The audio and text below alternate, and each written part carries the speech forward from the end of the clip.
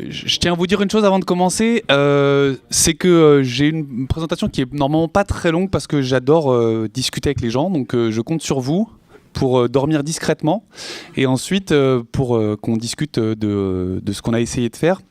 En l'occurrence, je vais vous parler d'un jeu qui s'appelle Enterrement mon amour. Pour celles et ceux qui n'ont pas joué, c'est pas grave, on a une petite vidéo pour vous montrer de quoi ça parle.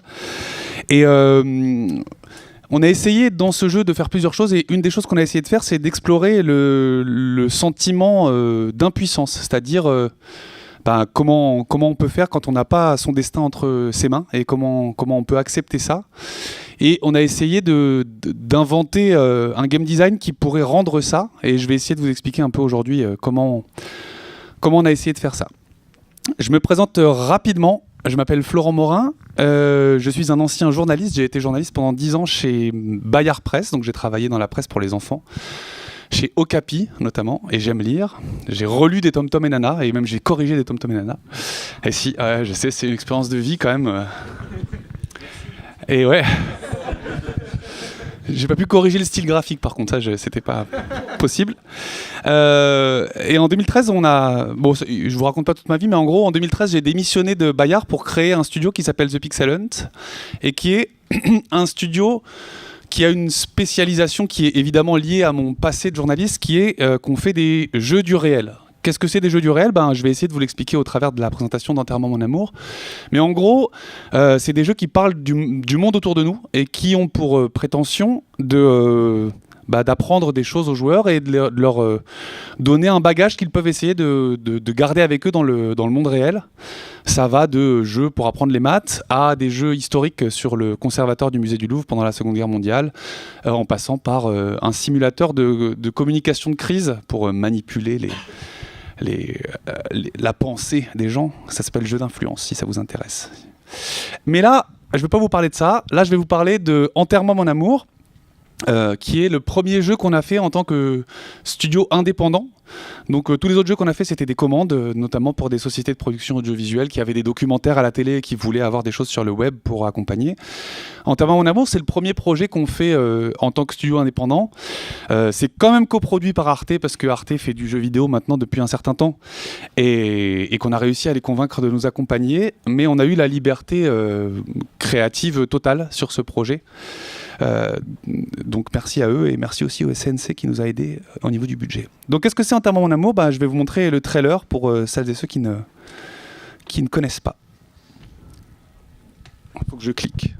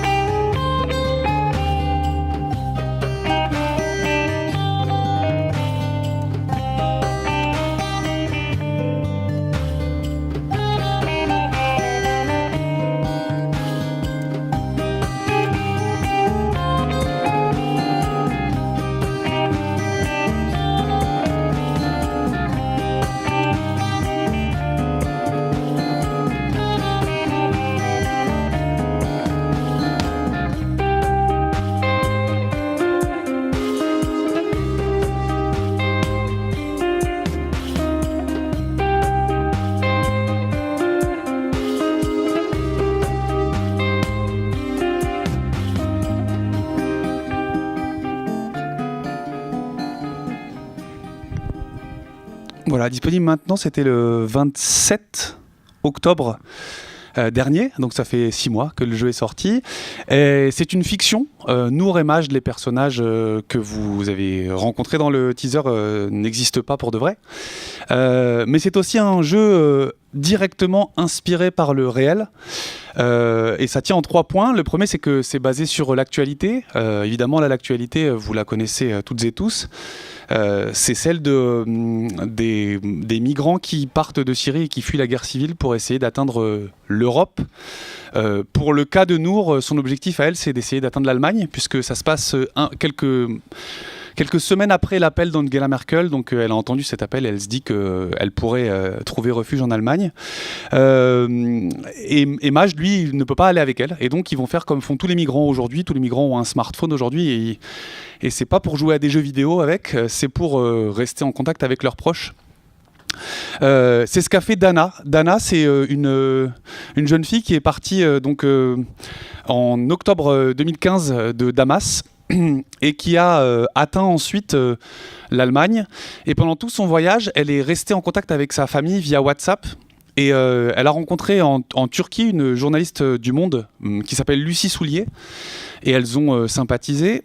Et donc quand Dana est arrivée en Allemagne, elle a envoyé à Lucie 250 captures d'écran de ses conversations avec sa famille, pour montrer à Lucie quelle était la teneur de ces conversations. Et Lucie en a fait un article qui s'appelle « Le voyage d'une migrante syrienne à travers son fil WhatsApp », que je vous encourage à aller lire si ça vous intéresse, et qui est saisissant parce que donc c'est vraiment présenté comme une conversation WhatsApp.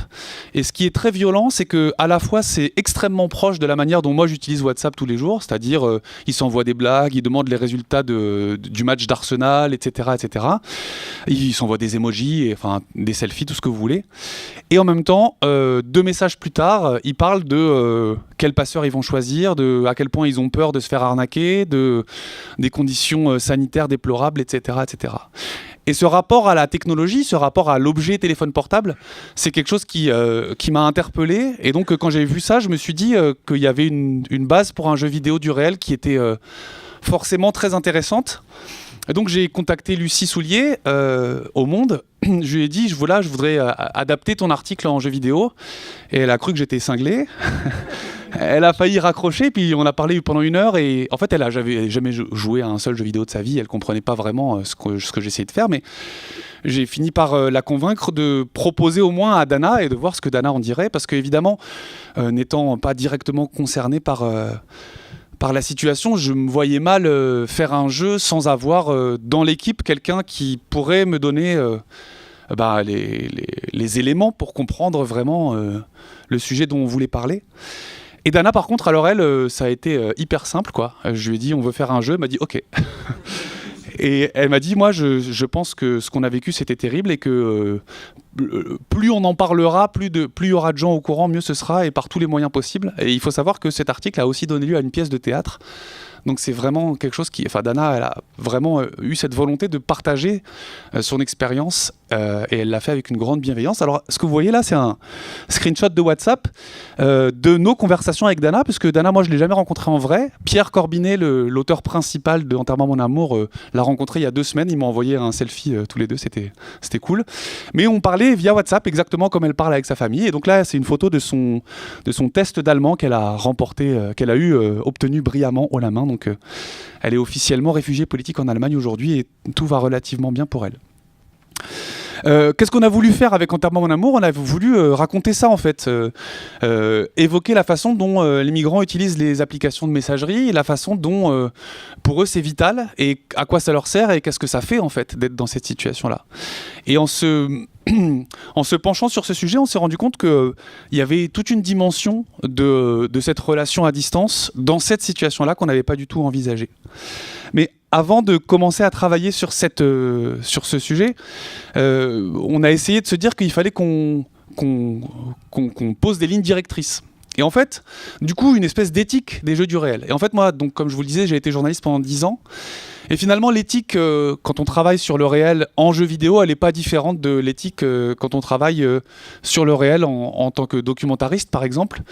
Il y a un respect à avoir par rapport au réel. 95% de ce qui se passe dans le jeu est directement tiré de notre documentation. C'est-à-dire pas directement tiré de ce qui est arrivé à Dana seulement, puisque c'est un jeu qui n'est pas linéaire, il y a 19 fins différentes. Une des fins correspond exactement à ce qui est arrivé à Dana, et 18 correspondent à d'autres destins d'autres témoignages qu'on a recueillis, qu'on a lus et qu'on a vus. Donc un respect pour ce réel, on n'a quasiment rien inventé dans ce qui arrive à Nour dans le jeu. Un travail de documentation important, on a rassemblé 4 mois de documentation avant d'écrire la première ligne du jeu. On s'est dit qu'on ne pouvait pas commencer à écrire sans être carré sur la documentation, donc ça veut dire des articles de médias très différents. Ça allait du Figaro au Monde en passant par l'Express, enfin plein de journaux, mais ça allait aussi aller chercher dans des médias très spécifiques comme le Courrier des Balkans, qui est un petit site payant que personne ne connaît mais qui a fait un traitement extraordinaire de la route des Balkans, donc toute l'ex-Yougoslavie, quand tous les pays se sont mis à fermer les frontières les uns après les autres. Il y a eu beaucoup de reportages sur ce site et c'était vraiment super important pour nous. Et puis évidemment, écouter les personnes concernées, donc écouter Dana, écouter Hakim, écouter d'autres personnes qu'on a pu rencontrer, avec qui on a pu discuter. Quand on fait un jeu du réel, il faut commencer à faire des trucs que n'importe quel prof de game design jugerait complètement con. Donc je vais vous dire des trucs aujourd'hui qui sont probablement pas à répéter si vous voulez faire des jeux plus classiques. Mais un des trucs qui nous a guidés, c'est de ne pas être centré sur le joueur. Et ça, c'est quelque chose qui est pas fréquent dans le jeu vidéo. On dit souvent que le joueur et l'expérience du joueur passent avant tout. Nous, on a fait plusieurs choix qui sont volontairement pas agréables pour le joueur, voire qui sont carrément énervants. Et souvent, je me fais insulter par des gens qui me disent « Ah, j'ai bien aimé ton jeu, mais ça, c'était pas possible. » Ben ouais, mais en fait, la plupart des choix sont des choix conscients, dans cette volonté de se dire « Bah, en fait, c'est pas un jeu qui est à propos de vous, joueurs, mais c'est un jeu qui est à propos de eux, les gens dont on raconte l'histoire. » Et ça change pas mal de choses d'un point de vue de game design. C'est ce que je vais essayer d'expliquer un petit peu aujourd'hui.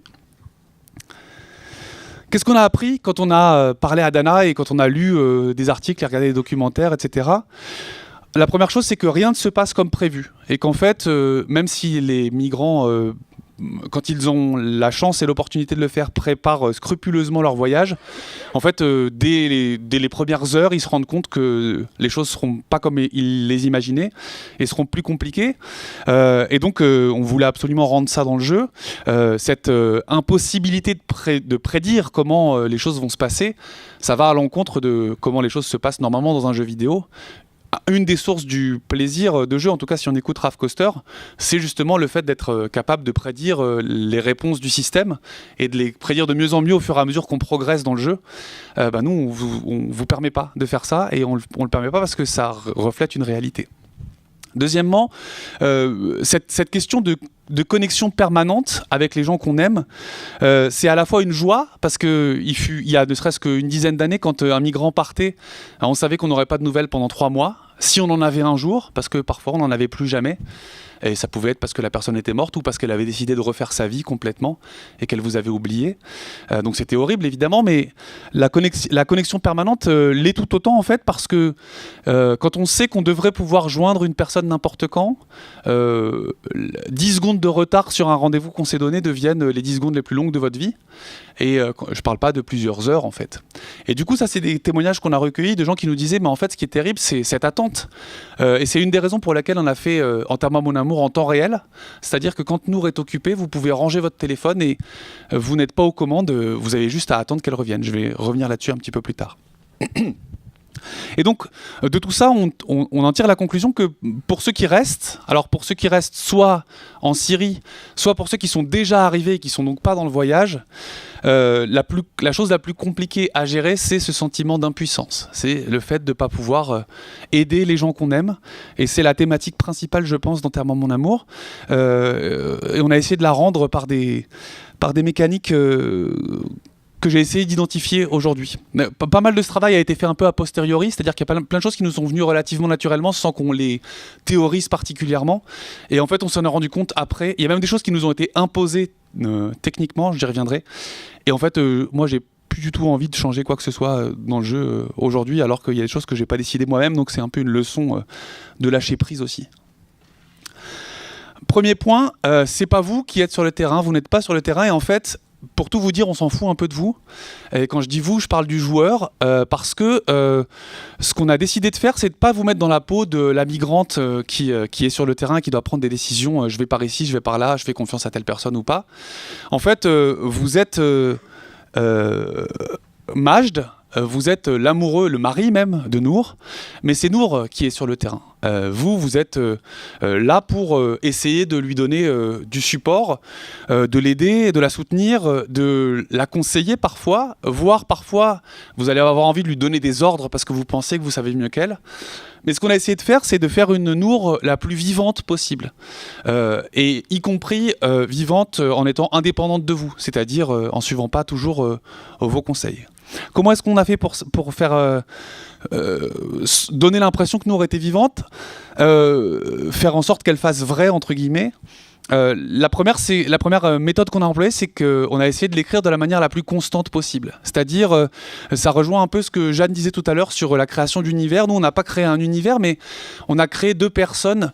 On a passé beaucoup de temps avec Pierre à discuter sur comment étaient ces deux personnes. Et après, en fonction des situations qu'elles affrontaient, au fur et à mesure, les réactions de Nour nous étaient imposées par la personnalité qu'on avait vue pour elle et qui est pour le coup directement inspirée de la personnalité de Dana.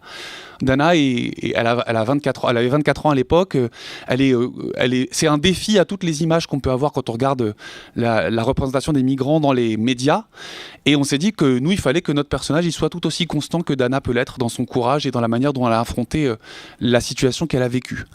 Donc elle est constante, elle va réagir toujours de la même façon, avec un optimisme, avec une grande volonté, et puis parfois avec un côté super têtu, tête de mule, et avec une tendance aussi à faire confiance relativement facilement aux gens, qui peut l'aider et qui peut aussi lui jouer des tours.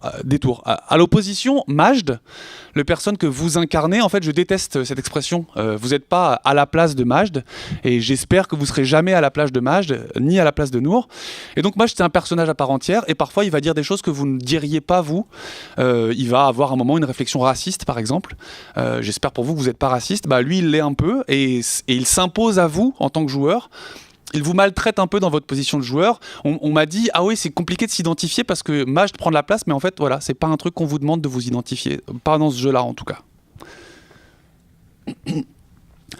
D'autre part, Nour, c'est une personne réelle qui aime vraiment Majd, et donc parfois elle va lui mentir. C'est-à-dire qu'elle va vivre des situations qui sont compliquées, voire très compliquées. Et soit parce qu'elle n'a pas envie de les revivre une deuxième fois par SMS interposé, soit parce qu'elle aime trop Majd pour lui faire de la peine, elle va lui cacher des choses. Et donc, elle va vous dire des choses qui ne seront pas la réalité. Et peut-être que si vous êtes parfaitement attentif, un peu plus tard, vous vous rendrez compte qu'elle vous avait dit qu'il lui était arrivé un truc, mais qu'en fait, vous vous rendez compte que c'était plus grave que ce qu'elle vous avait dit. Ou qu'elle vous avait dit qu'elle suivrait un conseil et qu'en fait, elle ne l'a pas suivi. Et ça, cette espèce de jeu un petit peu de mensonge qu'on pratique avec les gens qu'on aime parce qu'on veut les protéger, c'est quelque chose que Dana nous a confié qu'elle faisait tout le temps avec sa famille. C'est-à-dire que dans la conversation qu'il y a sur l'article du Monde, qui est déjà bien flippante, il n'y a pas un dixième de ce qui lui est arrivé. Et il nous semblait intéressant de le mettre aussi en jeu. Et ça pose un problème parce que quand on est joueur, on a envie d'avoir le maximum d'informations pour pouvoir prendre les décisions les plus informées possibles.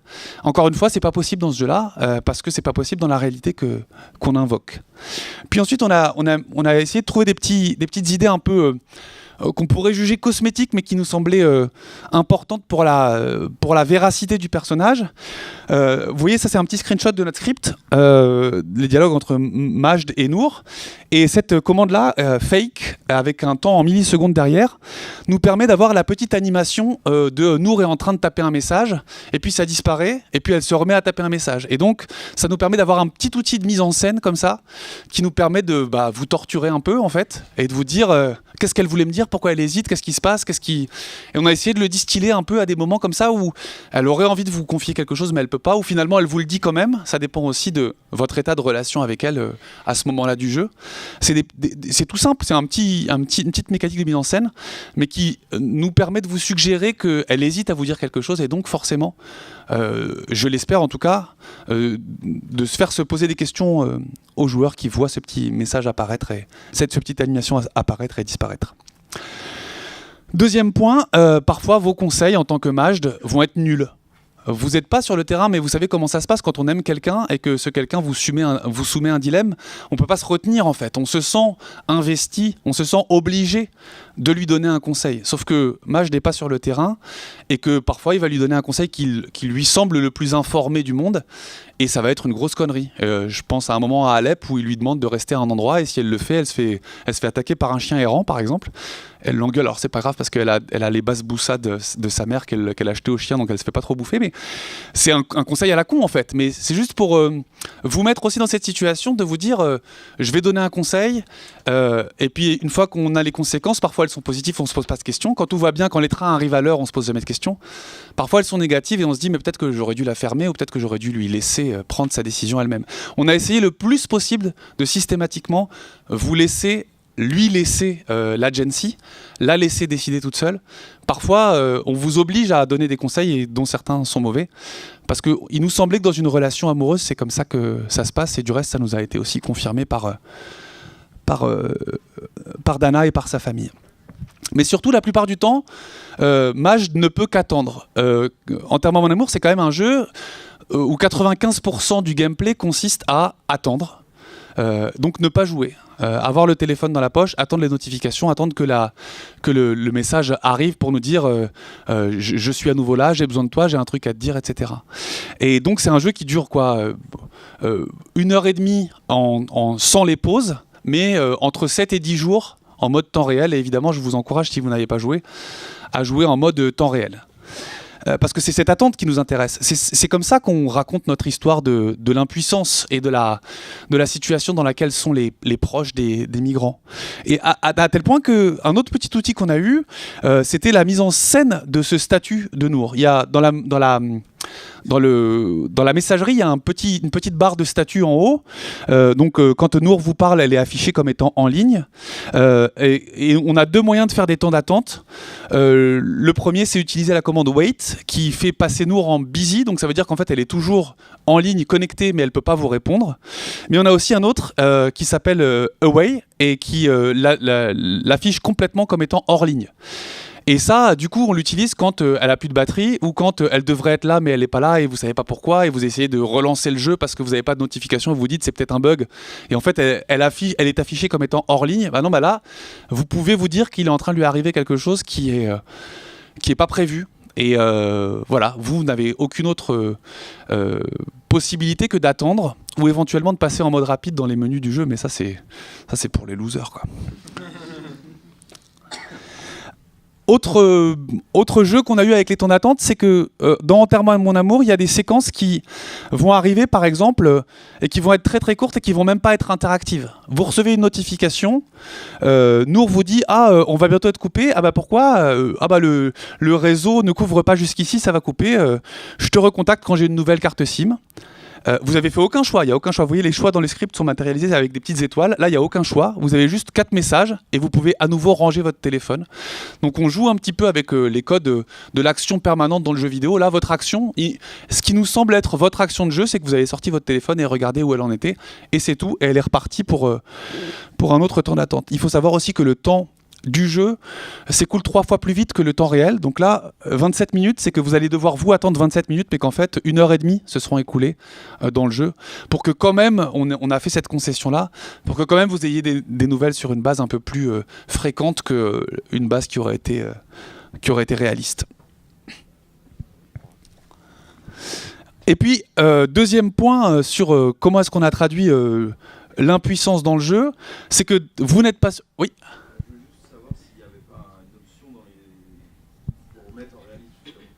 Non.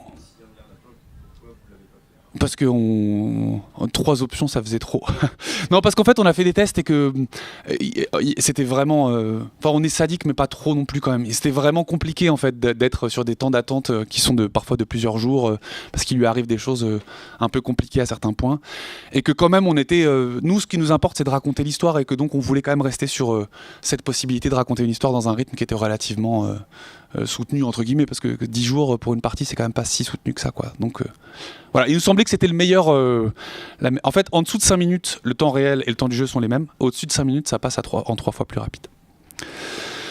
Deuxièmement, non seulement vous n'êtes pas sur le terrain, mais en fait, vous n'avez pas le contrôle. Et ça, c'est pareil, c'est un truc que les profs de game design me crieraient dessus sûrement, mais je pense que la power fantasy de la plupart des jeux vidéo, enfin d'un grand nombre de jeux vidéo, faut pas exagérer, il y en a plein qui sortent de cette power fantasy de plus en plus, heureusement. Mais le côté c'est moi qui suis tout puissant, c'est moi qui rocks, c'est moi qui suis le meilleur parce que j'ai logué des centaines d'heures sur le jeu, ça nous intéressait pas du tout. Et au contraire, nous on voulait que vous ayez la nécessité d'être dans une relation de confiance avec Nour, plutôt qu'elle soit votre marionnette. On a essayé de faire un jeu qui était un peu féministe, notamment en ça que dans cette situation inversée où on a décidé d'avoir Nour qui était seule sur le terrain, on avait une héroïne femme, et ça correspond à la réalité, c'est-à-dire que depuis 2015, en fait, pour des raisons sociologiques, il y a de plus en plus de femmes seules qui partent, alors que ça n'arrivait pas avant, de Syrie en tout cas. Donc on a essayé de rendre ça, mais le risque d'avoir une héroïne féminine et un mec tranquille à la maison, c'était que ce soit la femme et la marionnette de l'homme. Et on a essayé vraiment, nous, d'éviter ça en donnant à Nour la personnalité la plus prononcée possible. Elle est décrite par 3 variables. L'argent qu'elle a, elle part de Syrie avec 2700 € qui sont l'intégralité des économies de la famille. Sa relation d'amour avec vous, en sachant que forcément dans la communication par messagerie interposée, il y a des moments où on n'a pas la finesse qu'on voudrait, donc peut-être parfois vous allez dire des choses qui vont pas lui plaire, ou au contraire des fois vous allez lui dire des choses qui vont la réconforter, et donc il y a une relation entre vous et elle qui est caractérisée par une deuxième variable. Et la troisième, c'est son moral. Il va lui arriver des choses qui sont parfois compliquées. Est-ce que vous allez réussir à l'aider à garder un moral? Parfois face à certaines situations vous pourrez pas grand chose, mais d'autres fois vous pourrez l'aider à avoir un moral plus haut. Donc vos choix vont avoir un impact sur ces 3 variables, et c'est comme ça que vous allez entre guillemets progresser et arriver à une des 19 fins du jeu. Mais ces choix sont pas tous directs. Il y a plusieurs typologies de choix et plusieurs types différents de choix. De temps en temps, il y a des choix qui sont effectivement directs. C'est-à-dire, elle vous demande, est-ce que je dois aller vers A ou est-ce que je dois aller vers B? Est-ce que je dois faire ça ou ça? Elle vous dit, je sais pas quoi décider, là il faut que tu m'aides. Entre guillemets, décide pour moi. Et vous décidez, voilà, est-ce que elle va faire une étape, est-ce qu'elle va décider finalement de passer par Izmir ou est-ce qu'elle va aller par Istanbul et essayer de passer par les terres?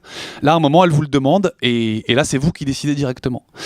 C'est le choix relativement classique finalement dans les jeux vidéo normalement, un choix dans lequel vous avez le contrôle, mais c'est relativement rare dans Enterrement mon amour. Oui.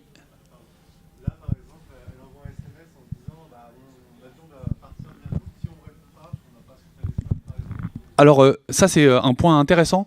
En fait, vous n'êtes pas Majd. Donc Majd, lui, il est toujours là pour Nour. Il dort avec son téléphone, il prend sa douche avec son téléphone. Il est hors de question qu'il soit pas là pour elle. Donc il n'y a pas de moment, la question de se dire est-ce qu'on est assez rapide pour répondre, elle se pose même pas. Parce que lui, il sera toujours assez rapide pour répondre. Simplement, ils vous attendent pour continuer l'histoire quand même. Enfin, ils peuvent pas continuer l'histoire sans vous. Donc la décision, c'est vous qui appuyez sur le bouton pour la prendre, mais il n'y a pas de question de timer, il n'y a pas de question de rapidité, parce que nous, on part du principe que Majd, il est toujours là pour Nour. Il est toujours là le plus rapidement possible. Oui. Question. Là, on parlait de 2 choix de ville, on a 2 A ou 2. Là. Oui. Est-ce que vous donnez des indices sur une réponse? Il n'y a pas de bonne réponse, mais c'est ça. Sur des, par exemple, sur des Beyrouth, c'est la guerre, l'autre place, à la sécurité, et puis ça nous a aidé à répondre comme il faut. Oui, on essaie toujours de contextualiser. Donc dans la discussion avant le choix, on essaie de mettre des éléments de contexte qui permettent de faire les choix.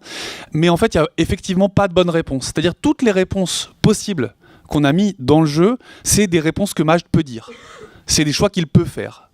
Et ça va avoir des conséquences différentes. Mais je pense que quand on joue à Enterrement en amour, il faut abandonner l'idée de se dire qu'il y a une bonne fin, ou qu'il y a des bonnes réponses, ou qu'il y a des bonnes possibilités en fait. C'est... Ouais. En tout cas, il y a du contexte. Après, il y a aussi plein de moments où elle lui pose une question, est-ce que je peux passer par là, et qu'il lui dit attends, je vais regarder, et puis il dit je sais pas, en fait, j'arrive pas à trouver l'info. Aussi parce que les migrants sont la plupart du temps dans un noir absolu. Donc on voulait pas vous donner des informations qu'un migrant lambda n'aurait pas. Donc on a essayé aussi de rendre ça dans le jeu. La plupart des décisions, du coup, sont des décisions qui sont qui sont aveugles, c'est-à-dire des décisions sur lesquelles vous n'aurez aucun moyen de mesurer les conséquences. On va voir un petit peu plus tard, je vais vous donner un exemple particulier qui est particulièrement dégueulasse, mais c'est juste en fait la transcription quasiment littérale des histoires, des récits de vie qu'on a relevés auprès des migrants. C'est-à-dire que quand on décide de passer par le camp, par le poste frontière de Idoménie, par exemple, en Macédoine, au moment où la Macédoine est en train de fermer ses frontières, on n'a aucun moyen de savoir si on va réussir à passer ou pas, si on aura le temps de passer avant que la frontière soit fermée, ou s'il vaut mieux essayer de passer par Patras pour rejoindre l'Italie par bateau, par exemple. On n'a pas de moyen de le savoir. Et donc la plupart des décisions que vous allez prendre sont aveugles. Et même, en fait, parfois, vous allez faire un choix sur un point qui, a priori, ne prête pas à conséquence, mais en fait, ce choix va changer des choses radicalement dans la suite de l'aventure. Parce que vous allez donner un conseil plutôt qu'un autre, vous allez avoir des conséquences que vous n'aviez absolument aucun moyen de mesurer avant de faire ce choix. On va revenir là-dessus un petit peu plus loin. Et puis, une autre chose qu'on a essayé de faire, c'est une influence cumulée, c'est-à-dire que il y a plein de moments dans Enterrement mon amour où vous avez le choix de répondre par un emoji. Et vous vous dites, non mais en fait je m'en fous un peu de l'emoji que j'envoie, est-ce que j'envoie un petit bonhomme qui sourit ou un petit bonhomme qui fait la gueule, ça n'a pas beaucoup d'influence. Mais en fait à plein de moments, ces réponses, ces choix d'emoji vont avoir une toute petite influence sur une des variables. Par exemple ici, elle vous fait une blague sur la façon dont les chauffeurs de bus conduisent. Si vous rigolez à sa blague, ça va augmenter un petit peu votre relation. Par contre, si vous lui dites c'est pas le moment de blaguer, et ben elle, ça va la faire chier en fait parce qu'elle aime bien faire des blagues et c'est sa manière un petit peu de faire retomber la pression. Et donc ça va faire baisser un petit peu votre relation. C'est pas grand chose. Moins 6 points, plus 2 points, c'est pas grand chose.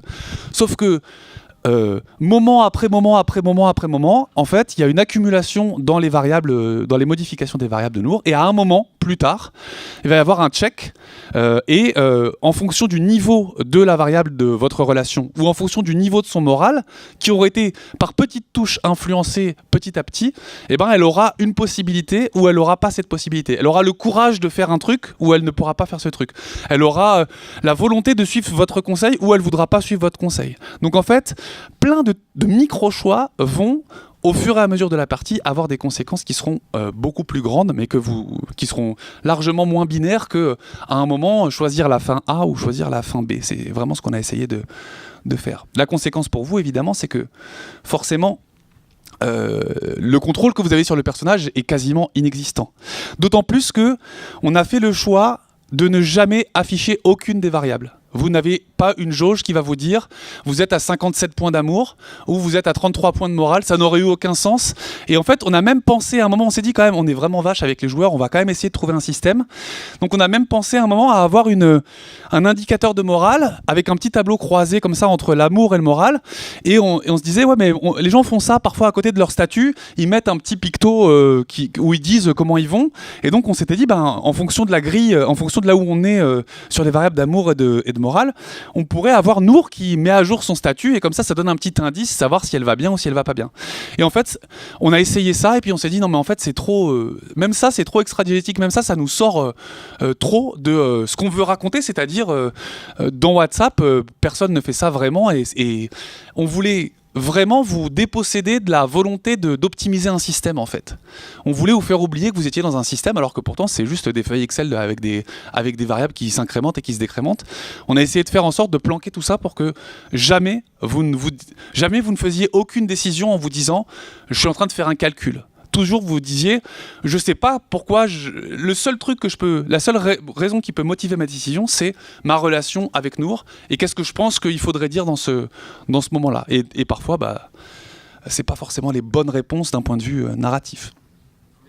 Oui. Est-ce qu'on peut descendre à des variables tellement basses que...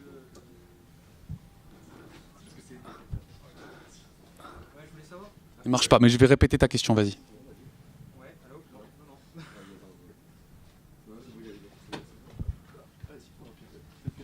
Vas-y. Je voulais savoir du coup si on pouvait descendre à des valeurs tellement basses que nous on ne fait plus du tout ce qu'on lui demande. Oui. En fait, je suis désolé mais je vais un peu spoiler. Ceux qui n'ont pas joué se bouchent les oreilles, mais en fait il y a même 2 fins du jeu où elle te quitte. En fait. ou parce qu'il faut vraiment quand même être un peu un con. Mais on est même allé jusque là, et encore une fois, c'est des témoignages en fait qui nous ont fait dire que donc oui, on peut. Mais il y a plein de moments en fait où, en fonction de son moral ou de votre relation, il y a des possibilités qui te sont interdites, ou alors au contraire, quand elle va trop bien, elle va prendre une décision parce qu'elle le sent comme ça et que voilà, elle va même pas te voilà. Il y a plein de moments comme ça qui sont. Troisième point, comment est-ce qu'on a essayé de traduire ce sentiment d'impuissance dans le jeu ? Eh ben, on a essayé de rendre la question de la mort en fait. On s'est posé longtemps la question, on a beaucoup discuté dans l'équipe sur est-ce qu'on peut faire mourir Nour ou pas ? Parce que forcément, nous, on s'est beaucoup attaché à Dana, on s'est beaucoup attaché à toutes les histoires qu'on a lues. Et en fait, la conclusion qu'on en a tirée, c'est que ce serait garder la mort en dehors du jeu qui aurait été problématique, et qu'on n'avait pas le choix en fait, qu'on ne peut pas parler de cette histoire sans parler des centaines de personnes qui meurent encore aujourd'hui en Méditerranée, et que du coup on était obligé de la mettre, et à chaque fois qu'on lit des témoignages sur des gens qui ont perdu des proches, c'est d'une injustice totale, et donc il fallait qu'on rende ça d'une manière ou d'une autre dans notre jeu. Donc Enterrement mon amour, je vous l'avais dit tout à l'heure, à 19 fins différentes, et là il y a une petite... alors le choix des couleurs n'est pas vraiment le bon, mais un petit camembert pour vous montrer qu'il y a une minorité de fins bonnes, une majorité de fins bof, et les fins bof en fait c'est le destin de la quasi-totalité des migrants aujourd'hui, c'est-à-dire perdus dans l'enfer administratif quelque part dans un pays d'Europe. Donc c'est la majorité des fins du jeu aussi. Quelques fins franchement mauvaises, et en l'occurrence... 2 ou 3 fins, je crois, où elle peut mourir. Et il y a 39 états finaux, c'est-à-dire il n'y a que 19 fins, mais il y a 39 façons d'arriver à la fin. Et ce camembert-là, le deuxième, il est pratiquement basé sur des stats, en fait, sur les stats du pourcentage de migrants qui obtiennent le statut de réfugié. Ceux qui sont dublinés, par exemple, je ne sais pas si ce terme vous dit quelque chose, mais en gros, quand vous êtes enregistré dans un pays d'Europe, vous n'avez plus le droit de déposer de demande d'asile dans un autre pays. Et évidemment, les gens qui se font enregistrer en Grèce ou en Italie ou en Bulgarie veulent pas rester en Grèce, en Italie ou en Bulgarie, mais ils sont obligés, et donc ils passent leur temps à faire des allers-retours, parce que si tous les 3 mois ils vont pas checker dans le pays où ils étaient enregistrés, et ben ils sont considérés comme illégaux, et s'ils se font attraper à ce moment-là, ils sont expulsés en attendant que... Donc par exemple, dans le 19e, il y a un centre de migrants où j'étais il y a 3 semaines, où la plupart des gens sont des dublinés, et la plupart d'entre eux vont faire des allers-retours en Italie une fois tous les 2 ou 3 mois, en attendant que leur demande soit instruite. Et donc, cette question de la mort et de l'impuissance, elle est illustrée par une séquence. Alors là, c'est un énorme spoiler, donc je suis désolé encore pour celles et ceux qui ne veulent pas se faire spoiler, mais c'est la séquence dite du passeur. Donc vous êtes à Izmir, vous êtes en Turquie, et Nour a décidé de prendre le bateau pour atteindre Lesbos, une île en Grèce. Et à ce moment-là, vous avez un premier choix. Elle a un ami, enfin une connaissance qui lui a conseillé le nom d'un passeur. Et elle a aussi trouvé un autre passeur directement sur le terrain. Il y a une différence entre les deux. Il y en a un qui est plus cher que l'autre, et il y en a un qui promet de mettre moins de monde dans le bateau que l'autre. Et là, elle vous dit, il faut prendre une décision. Qui est-ce que je vais aller voir ? Et vous, vous lui donnez un conseil. Vous êtes obligé de lui donner un conseil, qu'elle, en général, elle suit. Est-ce que c'est le bon conseil ? Vous n'en savez rien. Est-ce que vous avez un élément pour savoir quelle est la bonne attitude à tenir ? Vous n'en avez pas, à part que ce que je vous ai dit. Il y en a un qui est moins cher, et il y en a un qui promet de mettre moins de personnes dans son bateau. Ensuite, l'histoire continue en attendant qu'elle aille au rendez-vous avec son passeur, et elle vous dit, je vais aller acheter des choses pour ma traversée. Donc elle achète des sachets en plastique pour mettre ses affaires, elle achète un gilet de sauvetage. Et puis, elle vous demande, est-ce que tu crois que j'ai oublié quelque chose ? Et là, vous avez une possibilité de lui conseiller soit d'acheter une lampe de poche, soit d'acheter un médicament contre le mal de mer. Et c'est pareil, vous n'avez pas de raison particulière de choisir l'un ou l'autre. Toujours est-il que ces 2 choix donnent lieu forcément, puisqu'il y a 2 choix, à 4 combinaisons possibles. Dans la première, la traversée se passe bien. Pas très bien, mais elle arrive à bon port sans coup férir. Dans les possibilités 2 et 3, Elle s'en sort à peu près, c'est-à-dire que c'est très compliqué, c'est assez traumatisant comme expérience, mais finalement elle arrive quand même à bon port. Et la quatrième, c'est une fin de jeu. Et alors dans Enterrement mon amour, les fins de jeu, c'est des messages audio que Nour vous laisse sur votre téléphone, et c'est la seule fois où vous entendez la voix de Nour. Et en l'occurrence, c'est ce message-là. Je sais pas si tu vas avoir ce message. Je flippe. Le cours arrive pas très vite là, on va pas tenir. Quoi qu'il arrive. Je voulais dire que je t'aime. Je t'aime, je t'aime. Je t'aime, je t'aime. Oh, merde. Je t'aime, je t'aime. Je t'aime, je t'aime, je t'aime. Je t'aime, je t'aime, je t'aime. Je t'aime. Je t'aime.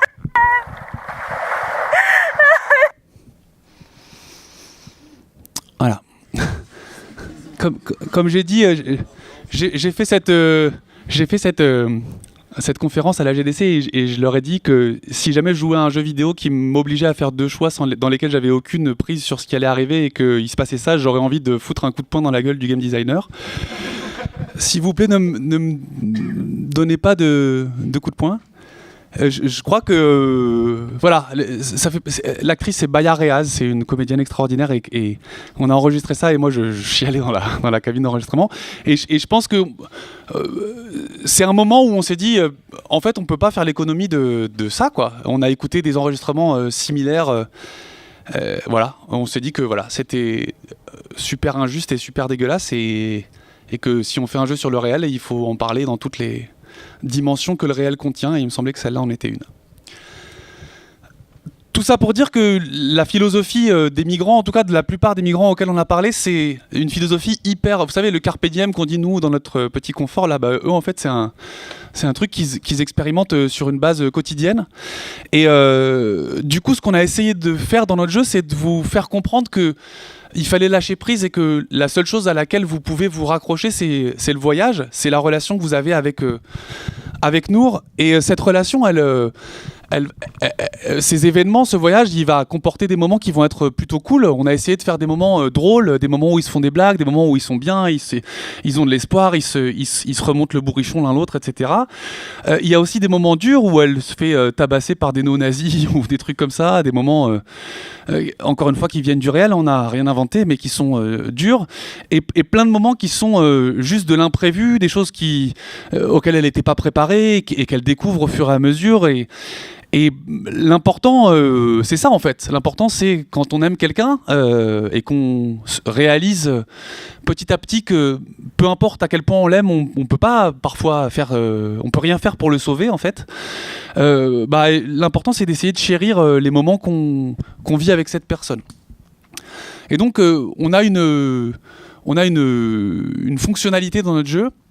Qui n'est pas une fonctionnalité à la base, parce qu'en fait on a notre développeur qui est tombé très malade 2 mois avant la sortie du jeu et que du coup le système de sauvegarde qu'il avait codé était buggé, donc on l'a pas mis dans le jeu. Et en fait aujourd'hui là on fait la version PC et j'ai refusé qu'on mette un système de sauvegarde par points dans le jeu, parce que je pense qu'en fait c'est très bien comme ça. Je veux dire, nous aussi on s'est adapté à notre petit niveau. Je pense qu'il n'y a pas de je vais reprendre à partir de Istanbul ou je vais reprendre à partir d'Athènes parce que je veux recommencer et changer mon choix. Je pense que une partie d'Enterrement mon amour, c'est un voyage et il faut comprendre ça en fait et accepter ça. Et donc quand on atteint une fin dans le jeu, il y a 2 possibilités.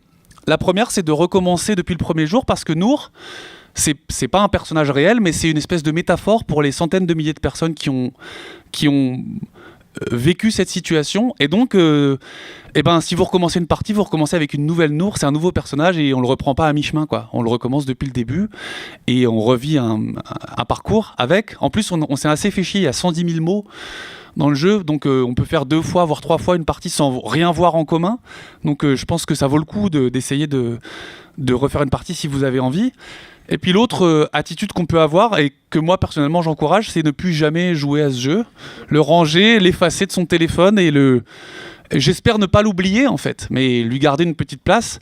Mais voilà, ça fait partie des jeux qui peuvent ne se jouer qu'une fois et on vous a suffisamment maltraité pour que ça s'arrête là. Voilà. Merci.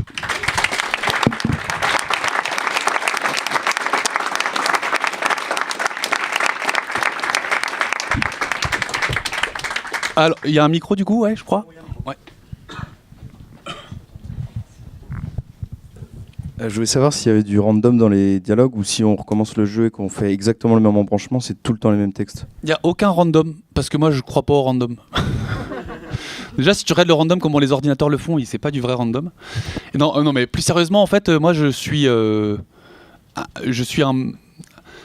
militant de la place de d'auteur dans le jeu vidéo, et le texte que Pierre a écrit, il a écrit à peu près 80% du jeu, et moi 20%, et je pense qu'il a vachement réfléchi à la cohérence, à la progression narrative, tout en volontairement ne dramatisant pas, parce qu'on est parti sur une approche géographique, c'est-à-dire qu'on a d'abord fait une carte des lieux par lesquels passaient les migrants, et ensuite lui il a écrit au fil de l'écriture, ce qui fait qu'en fait il y a des moments où tu peux faire une partie notamment en amour où tout se passe hyper bien, aucun souci, etc., jusqu'à ce qu'elle traverse l'Evros et elle meurt. Et donc ça c'est typiquement un truc que tu fais pas dans un film ou quoi, tu vois, tu t'es censé avoir la fameuse progression narrative, etc., mais que nous c'est une revendication, et ça laisse pas de la si tu veux avoir un minimum de contrôle d'auteur là-dessus, en fait ça laisse pas la place à l'aléatoire. Donc pendant un moment on avait pensé à avoir des petites séquences qui auraient qui seraient arrivées entre les moments importants et qui elles auraient été random, un peu comme ce qu'on peut avoir dans Out There par exemple, où il y a des petites séquences qui peuvent arriver n'importe quand et qui se déclenchent seulement si certaines variables sont activées. On a choisi de pas faire ça, aussi parce qu'on n'a pas eu le temps. À un moment il fallait s'arrêter quand même. 110 000 mots, ça fait genre Harry Potter et la coupe de feu ou je sais pas quoi, ou Moby Dick ou je sais plus, enfin ça fait un gros pavé. Et puis ça coûte 15 000 balles par localisation. Donc voilà, on a choisi de pas faire ça.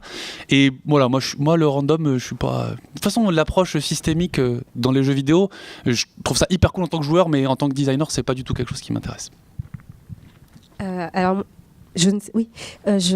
bravo. J'ai pas suivi toute la présentation, je suis désolée, mais moi j'ai trouvé ce projet qui est déjà fini, hein, exceptionnel. Alors, j'ai deux questions en fait. La première, c'est est-ce qu'on peut appeler ce type de jeu un serious game ? Et je vais aller plus loin dans ma question. Est-ce que ça peut être un jeu qui serait utilisé comme outil pour éduquer en fait et sensibiliser plus fortement la jeunesse, peut-être d'autres adultes, s'ils se sentent capables de jouer à ce type de jeu, pour justement faire comprendre en fait que la question des migrants est une question extrêmement importante à prendre en compte, que ça peut arriver à tout le monde, ce qui arrive aux Syriens, et peut-être avoir une civilisation un monde plus civilisé, parce que moi j'habite le 19e. Enfin, j'ai habité le 19e, mes parents sont toujours là-bas et j'ai vu ces migrants dans la rue. Donc je suis assez sensible à ce sujet. Et je trouve que ce type de jeu, c'est un formidable... Enfin, il me semble que ce serait un formidable outil à proposer, par exemple, auprès des professeurs et voir avec leurs élèves, d'avoir une session comme ça d'une semaine où ils jouent à ce jeu et chacun raconte un petit peu quelle a été son expérience en jouant. Parce que ça appelle nécessairement au sentiment de chacun. Et je pense que derrière, donc du coup, ça fait réfléchir bien plus que tout ce qu'on entend à la télé, qui ne sont que des moyens politiques de penser soit très côté gauche, côté droite. Donc, alors, voilà. Moi, moi, j'aime bien que les gens appellent les trucs comme ils veulent. Donc, on peut l'appeler un serious game si on veut, on peut l'appeler un jeu éducatif si on veut. Ça me dérange pas, ça m'arrange pas. J'ai pas vraiment de paroisse. Mais je sais que Enterrement mon amour est utilisé par certains enseignants et je trouve ça très bien. Et je trouve ça vraiment vraiment très bien. Je sais que tu vois quand Squeezie a fait un let's play et quand tu vois le public de Squeezie sont quand même plutôt un public jeune. Quand tu vois les commentaires et les réactions du public de Squeezie, c'est un des plus beaux, une des plus belles choses qu'on puisse espérer quoi. Enfin nous en tout cas quand on a fait ce projet, c'est super parce qu'il y a plein de gens qui partagent. Oh, moi aussi, ma mère, mon père, machin, tout ça. Moi aussi, je suis arrivé à l'âge de tel âge. Enfin. Et beaucoup de bienveillance dans ces commentaires. YouTube, c'est quand même relativement rare sur Internet, donc c'était plutôt cool. Ce que je dis souvent, c'est que nous, on n'est pas des activistes et on n'est pas des ONG. Et moi, j'estime que, et j'ai une approche qui vient probablement de mon passé journalistique, moi, j'estime que ce qu'on a voulu faire, c'était raconter ces histoires. toutes les histoires qu'on a récupérées dans notre documentation, on a voulu les raconter et les partager. Et on a voulu les partager sous forme de jeux parce que on fait des jeux, enfin moi je fais des jeux vidéo, c'est comme ça que je m'exprime, c'est comme ça que je parle au monde. Donc je l'ai fait comme ça. On n'est pas des activistes, ça veut pas dire que je pense que l'activisme c'est pas bien ou qu'on n'a pas besoin des ONG, au contraire évidemment, mais je pense que c'est une responsabilité individuelle de chaque personne de décider ensuite de faire des choses concrètes pour que... Enfin voilà, moi je suis pas là pour vous laver le cerveau ou vous faire croire que les migrants ils sont tous sympas, etc. Moi j'ai lu des histoires, elles m'ont touché et je veux les raconter. J'ai pas d'objectif autre que celui-là, donc j'ai pas d'objectif éducatif, j'ai pas d'objectif d'activisme ou de... Voilà. Ceci dit, évidemment, à titre personnel, je pense que la façon dont la France traite les réfugiés en général, pas seulement les réfugiés syriens, ni seulement j'adore la distinction entre réfugiés politiques et réfugiés économiques, les mecs qui crèvent de faim, mais c'est des réfugiés économiques, donc il faudrait pas les aider. Bref, personnellement, j'ai un point de vue sur la question. J'espère qu'avec notre jeu, on a réussi à éviter ça. Au profit de... Et c'est comme j'espère qu'on a réussi à éviter le pathos. Je vous ai fait écouter une fin qui tire des larmes, mais dans l'écriture de Pierre, ce que j'ai adoré, c'est cette dignité qu'il a su conserver. Parce que ce qui me semble important, c'est que chaque personne après fasse son cheminement et décide lui-même ou elle-même de comment il veut être un citoyen. Je suis pas là pour... convertir des gens. Je suis là pour raconter des histoires telles qu'elles sont. Je veux dire, si tu veux être en colère, sache contre quoi il y a des raisons objectives d'être en colère, quoi. Voilà. Ouais. Et c'est localisé ? 5 langues. Ouais, et on aimerait bien traduire en arabe, c'est pas encore le cas, mais ça va peut-être se faire si jamais un jour on arrête de perdre de l'argent. Oui. Moi, j'ai une question dans le sentiment d'impuissance. Quand j'ai joué au jeu, j'avais l'impression qu'il y avait des pans de dialogue entiers où on n'a aucun contrôle sur ce que dit Majd. Ouais. Pour le coup, y compris dans des discussions qui s'enveniment. Et je ne sais pas à quel point ça faisait partie de la construction de l'impuissance, mais non seulement on discute avec quelqu'un qui est loin et pour qui on ne peut pas prendre de décision, mais en plus même le personnage sur lequel on a censément un peu de contrôle commence à nous échapper lui-même. Ouais. Mais Majd est un peu un con sur certains points. Mais alors c'est très marrant parce que Lucie et Dana ont toutes les deux évidemment joué au jeu avant qu'il soit sorti. Et Lucie nous dit mais Majd c'est vraiment un gros connard. Et Dana nous dit mais je comprends pas pourquoi Nour elle est si méchante avec Majd. Donc là, il y a une petite différence culturelle, à mon avis, c'est quand même un petit peu de là que ça vient, de la perception, de la manière dont se comportent les deux l'un par rapport à l'autre. Mais pour répondre à ta question, oui. Alors, avec la version PC, on a un tout petit peu revu ça. On a un tout petit peu rajouté de choix, notamment dans les moments où ça part un peu en sucette, parce que voilà. Il y a des moments où quand la discussion part en sucette, tu peux avoir l'intelligence de comprendre qu'il faut battre en retrait. Effectivement. Mais oui, aussi, et ça c'est un truc où je me suis beaucoup écharpé avec d'autres personnes de mon équipe, parce que je ne dirai pas de nom, parce que je veux pas. Mais en fait, moi j'étais pour un point de vue un peu radical qui était de dire, mais non, en fait, on va jouer un personnage qui a sa propre personnalité, qui a ses propres références culturelles, qui a sa propre façon de voir la vie. Majd, quand Nour, elle partage sa chambre avec un mec alors qu'elle est toute seule, ben lui, en fait, on te donne pas le choix.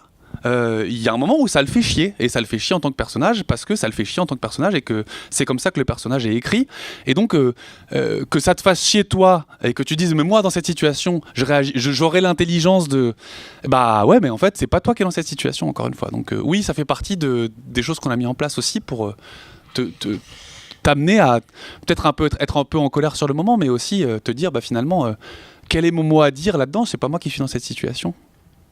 C'est pas moi le joueur qui suis dans cette situation, donc tu peux pas juger Majd même s'il est un peu con, quoi. Tu peux, hein. Je t'interdis pas de le faire, mais... Merci du coup pour la présentation. Je voulais savoir, tu as parlé de rejouabilité, de gens qui rejouent au jeu.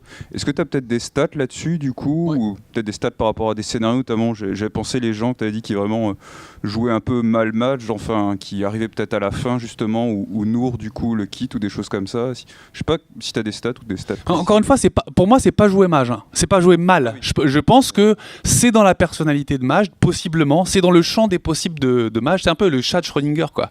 le match de Schrödinger, tu vois. Il est dans sa petite boîte là, et possiblement il peut être un gros con comme il peut être plus compréhensif. Les deux sont cohérents avec le personnage, c'est ça que j'essaie d'expliquer. Donc non mais là, franchement, cette fin là, pour le coup, elle est très peu atteinte en l'occurrence. Donc il y a vraiment peu de gens qui... Parce que les gens, en fait, ils essaient d'être en empathie quand même. Enfin, c'est naturel, tu vois, il y a un moment où...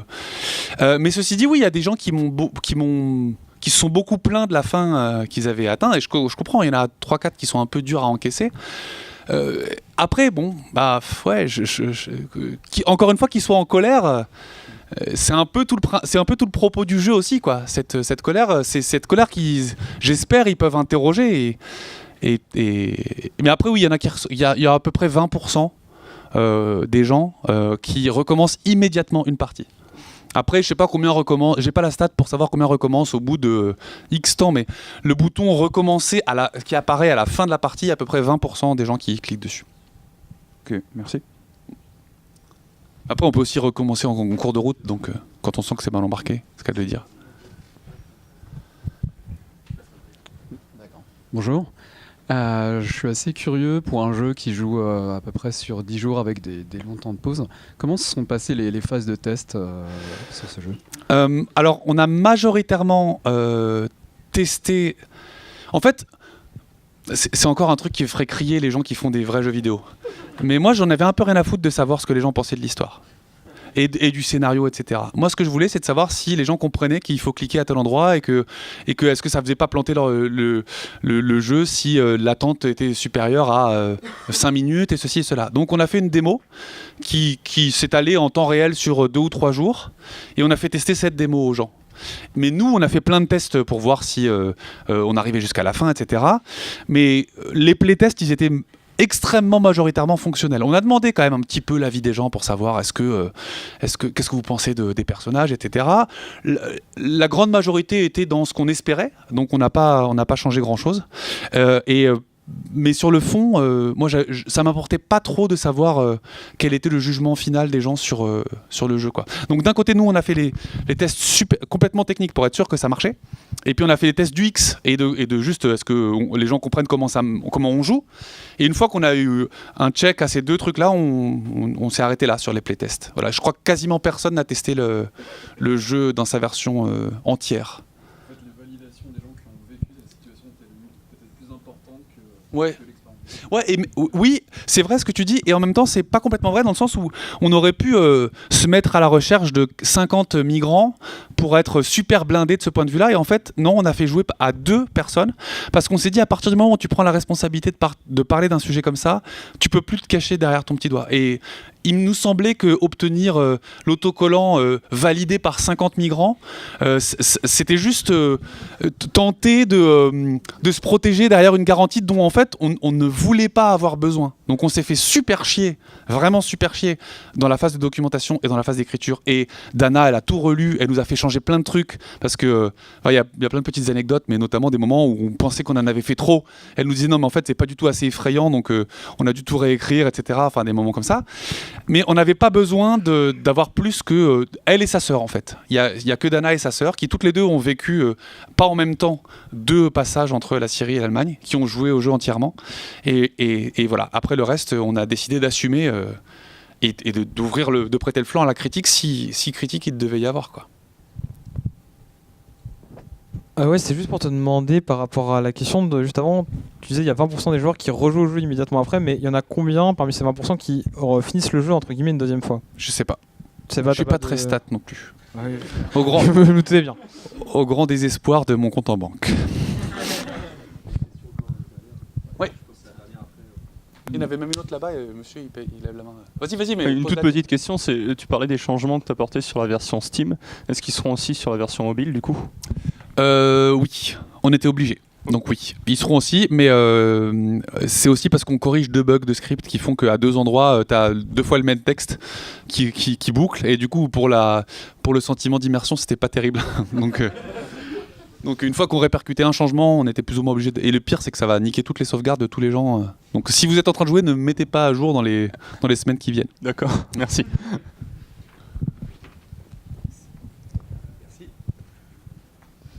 je sais pas, c'est peut-être une non-question parce que je suis arrivé 5 minutes en retard, mais je me suis demandé en fait qu'au niveau de l'esthétique, en fait, avec ce travail justement, un peu ce que tu disais, journalistique d'objectivité, comment vous êtes arrivé à ce choix esthétique en fait?